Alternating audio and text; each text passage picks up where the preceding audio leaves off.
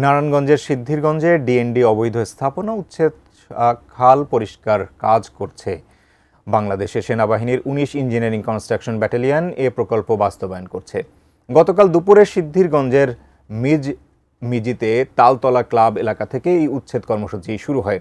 এ সময় প্রকল্প কর্মকর্তা প্রকৌশলী মেজর এস.এম.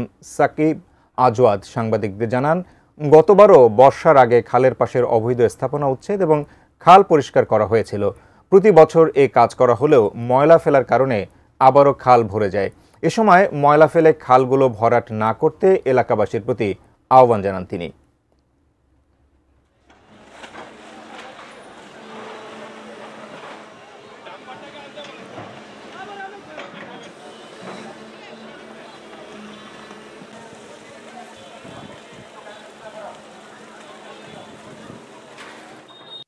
সালে ডিএনডি প্রকল্পের কাজটি শুরু করে 2024 সালে জুন মাসে যথাসময়ে কাজটি সম্পন্ন করা হয় এবং কাজটি সম্পন্ন হওয়ার ফলে এর সুবিধা অলরেডি এই ডিএনডি এলাকার মানুষজন ভোগ করতে শুরু করেছে। এইসব খালগুলো যেগুলো ভরাট হয়ে গিয়েছে সেগুলো আমরা গত 1 বছর আগেও সব ক্লিয়ার করা ফেলা। আমাদের পিছিয়ে যে কংস নদী নামের খালটি দেখছেন, এটি 1 বছরের ব্যবধানেই আবার পরিপূর্ণরূপে ভরাট হয়ে গিয়েছে।